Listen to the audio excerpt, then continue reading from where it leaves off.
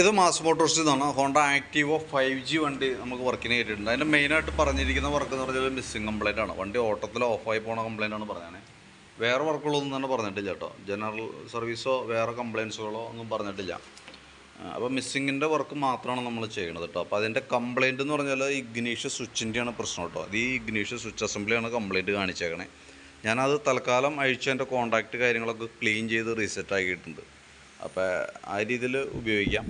Repeat ഇപ്പോൾ പ്രാവശ്യം കാണിച്ച സ്ഥിതിക്ക് സ്വാഭാവികമായിട്ട് കുറേ കഴിയുമ്പോൾ റിപ്പീറ്റ് കംപ്ലയിൻറ്റ് കാണിക്കാനുള്ള സാധ്യതയുണ്ട്. കാരണം ആ കീ സെറ്റിൻ്റെ പഴക്കം കൊണ്ട് വന്ന കംപ്ലയിൻ്റാണ്.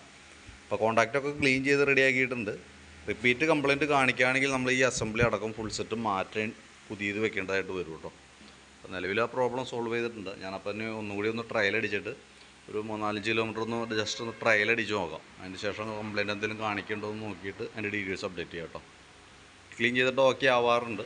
ഞാനപ്പോൾ അത് നോക്കിയിട്ട് ആ രീതിയിൽ ക്ലിയർ ചെയ്തേക്കാം. ഓക്കെ.